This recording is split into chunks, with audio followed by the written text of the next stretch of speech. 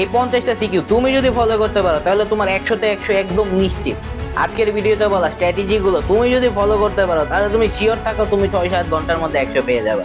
তোমার প্রিপারেশন ভালো থাকবে, এই কারণে তোমার ম্যাথ করতে অত টাইমও লাগবে না, এই কারণে তোমার পরীক্ষার হলে ভাই টাইম ম্যানেজমেন্ট নিয়ে অত টেনশন করতে হবে না, তুমি সব অ্যান্সার একদম 3 ঘন্টার মধ্যে শেষ করে দিয়ে আসতে পারবে। আসসালামু আলাইকুম এভরিওয়ান, আমি শাহরিয়ার ইসলাম মাহির। বর্তমানে পড়াশোনা করছি ঢাকার একটা স্বনামধন্য কলেজে, government science college, intermediate first year. আমার এসিসি ব্যাচ ছিল 2025। তো এই ভিডিওতে আমি তোমাদের কাছে শেয়ার করব কিভাবে তুমি জেনারেল ম্যাথে একদিনে পরে 100 প্রিপারেশন নিতে পারবা। হ্যাঁ, তুমি ঠিকই শুনেছো, আমি মিথ্যা কথা বলছি না, আমি একদম সত্যি কথা বলছি। কারণ দেখো, তোমরা এবার শর্ট সিলেবাস ব্যাচ, শর্ট সিলেবাসে 8টার মতো চ্যাপ্টার আছে, সো ওই দিক দিয়ে তোমাদের পড়তে কম টাইম লাগবে। আর এই ভিডিওতে দেওয়া একটা সাজেশন দেব যেটা আমি নিজে ফলো করছিলাম, যেটা পরীক্ষার আগের দিন গ্যাপগুলোতে ওইগুলো প্র্যাকটিস করে গেছিলাম। সো প্র্যাকটিস করে গিয়ে পরীক্ষার হলে যাই এবং গিয়ে দেখি যে আমার 60টা সিকিউ কমন পড়ে গেছে। তো ভিডিওটা শুরু করা যাক। তো আমি শুরুতেই বলি, আমি ক্লাস 9-10 অত ওইভাবে ভালোভাবে পড়ি নাই, কারণ আমি এমন এক স্কুলে পড়তাম যে জায়গায় কিছু কিছু টিচার ছিল যারা প্রশ্ন দিয়ে দিত। হ্যাঁ, মানে সাজেশনস এর নামে প্রশ্ন দিয়ে দিত। আমি কি করতাম, ওই স্যারদের কাছে যারা কোচিং করতো না, আমার ফ্রেন্ডরা যারা যারা পড়তো তাদের থেকে ভাই মেসেঞ্জার হোয়াটসঅ্যাপ এর মাধ্যমে ছবি নিয়ে নিতাম যে ভাই কি দিছে সাজেশন আমার একটু দে। আমি পরে ফ্রেন্ডে একটু ট্রিটমেন্ট দিয়ে দিতাম, সেইভাবে আর কি, মানে সাজেশন এমনি পরীক্ষা দিতে যেতাম, মানে প্রশ্ন আর কি বলা যায়। মুখস্থ করে যাইতাম, কখনো বেসিক টেসিক ক্লিয়ার করে মুখস্থ করে যেতাম, পরীক্ষার হলে যাইতাম, তার সংখ্যাটা একটু ঘুরেই দিত মাঝে মধ্যে, তাও বেশিরভাগ টাইম এটা দিত না। সেইভাবে গিয়ে পরীক্ষা উল্টিকরণ করে দিয়ে আসতাম। যেহেতু মুখস্থ করা থাকতো আর ওই জিনিসই আসতো, সো আমার টাইম ম্যানেজমেন্টের ওই দিকে অত প্যারা নিতে হয় না, কারণ যেগুলো পড়ছি ওইগুলাই আসবে, অত মাথা চিন্তা ভাবতে হইতো না। পরীক্ষার হলে গিয়ে জাস্ট মাইরা দিতাম আমি। বাট এসএসসির 1 মাস আগে আমার রিয়েলাইজেশনটা আসে যে এরকম করলে আর পসিবল না, পড়তে হবে মাহির, তোর পড়তে হবে। সেগুলো কি, পরীক্ষার মাঝখানে তো গ্যাপ ছিল, জেনারেল ম্যাথ পরীক্ষার আগে 2-3 দিনের মতো গ্যাপ ছিল। আমি আমার মেন্টরকে মেসেজ করি যে ভাইয়া আমার বহুত বাজে অবস্থা, সিকিউ এমসিকিউ তে কি করবো। উনি সর্বপ্রথম এমসিকিউ নিয়ে গাইডলাইন দিলেন। আমি ওই সময় উনার 3 তাণ্ডব কোর্সেতে এনরোল ছিলাম। ওই জায়গায় উনি এমসিকিউ সাজেশন দিয়ে দিছিল, বললো যে এমসিকিউ সাজেশনটা ভালো মতো পড়ো, যেহেতু তোমার শুরুতে এমসিকিউ অ্যান্সার করতে হবে। আর জেনারেল ম্যাথ পরীক্ষায় যেহেতু টাইমটা একটু ম্যাটার করে বেশি এমসিকিউ তে, তো তোমাকে কেউ দেখাবে না। তো ওই দিক দিয়ে ভাই উনি একটা ভয়েস দিছিল আর কি। পরে আমি বললাম আচ্ছা ভাই এমসিকিউ পড়তেছি, এখন সিকিউ নিয়ে বলেন।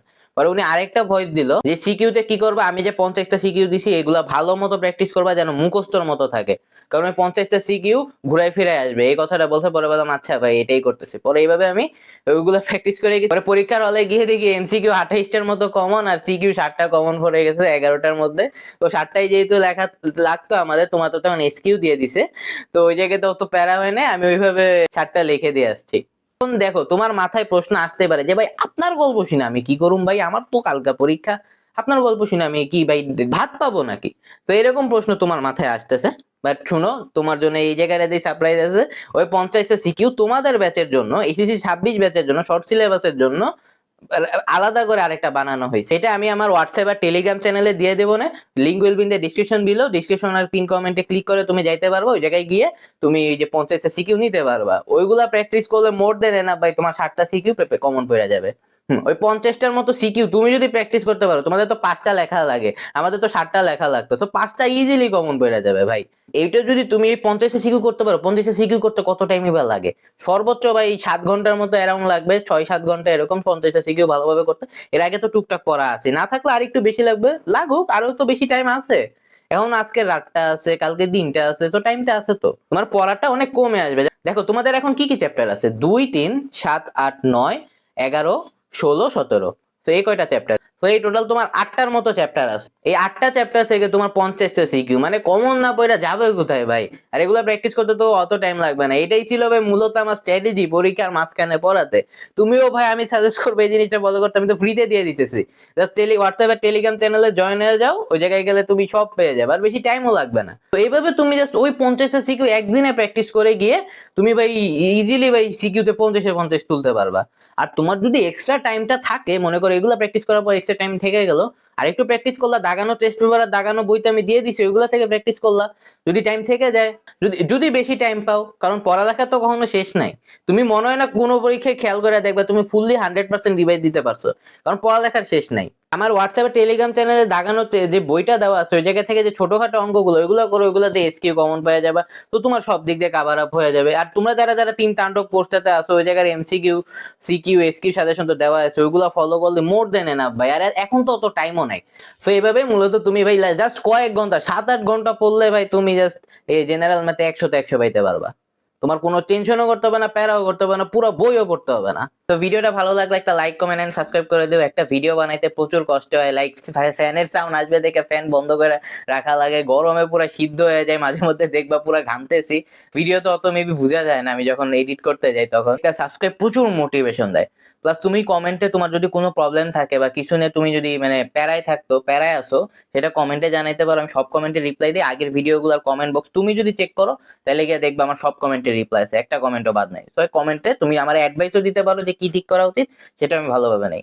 আর তোমাকে যে শুরুতে যে মেন্টরের কথা বললাম, ওই মেন্টরের আমি 3 তাণ্ডব কোর্সটাতে ছিলাম আজ থেকে 1 বছর আগে।